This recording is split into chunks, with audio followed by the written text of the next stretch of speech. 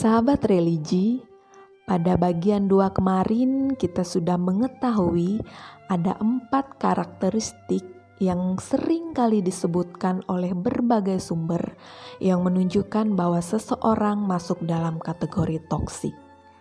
Nah, mungkin kita tidak terbiasa untuk memperhatikan atau menilai karakteristik orang secara detail.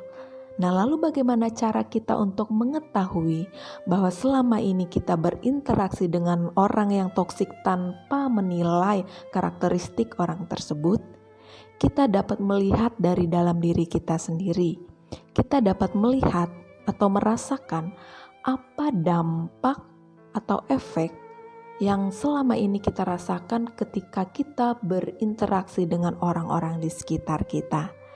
Nah, jika selama ini setiap kita berinteraksi atau berbincang-bincang dengan orang-orang tersebut, kita kerap kali merasa lelah, takut, marah, pesimis, tidak berdaya, maka kita wajib waspada.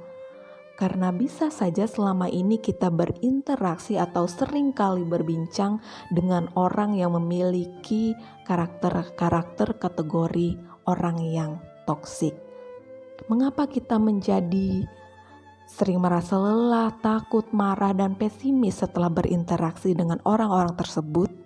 Karena mereka kerap kali dalam perbincangan berusaha membesar-besarkan masalah yang kecil hingga memicu konflik. Atau mereka sering mengeluh, atau mereka sering kali mencari kesalahan di dalam diri kita. Nah, jika kita mengalami dampak ini setelah berinteraksi atau bergaul dengan orang-orang di sekitar kita, maka kita patut berhati-hati dan waspada. Karena ternyata selama ini kita bergaul dengan orang yang toksik. Bukannya membawa damai sejahtera, tapi malah menjadi racun dalam kehidupan kita. Menjauhi orang yang toksik memang tidak semudah yang kita bayangkan. Apalagi jika kita kerap kali tiap harinya mau tidak mau harus berinteraksi dengan mereka. Oleh sebab itu, ada beberapa langkah yang dapat kita lakukan. Yang pertama, jangan mengikuti permainan mereka. Jadi ketika kita tahu bahwa hal tersebut membawa dampak yang buruk, maka kita tidak perlu untuk mengikuti apa yang menjadi kebiasaan orang-orang tersebut. Yang kedua, berani untuk mengatakan tidak. Mengatakan tidak atau berkata tidak mungkin adalah hal yang sulit untuk kita lakukan. Mengapa hal tersebut sulit untuk dilakukan? Karena sering kali kita merasa tidak enak atau kasihan kepada orang tersebut.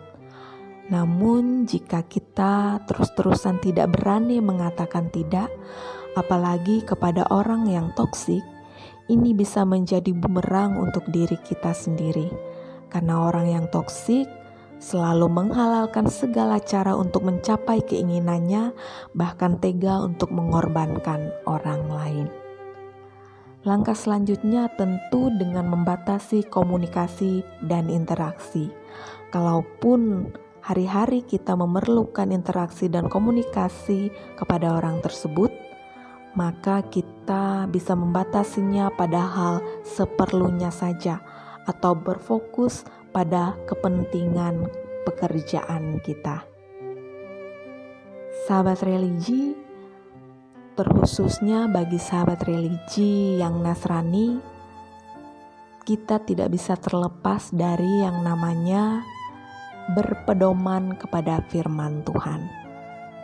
Lalu bagaimana refleksi teologis atau apa yang firman Tuhan katakan tentang toxic people atau orang-orang yang toksik, atau bagaimana cara melepaskan diri kita dari sifat yang toksik atau menghindari lingkungan atau interaksi atau hubungan yang toksik.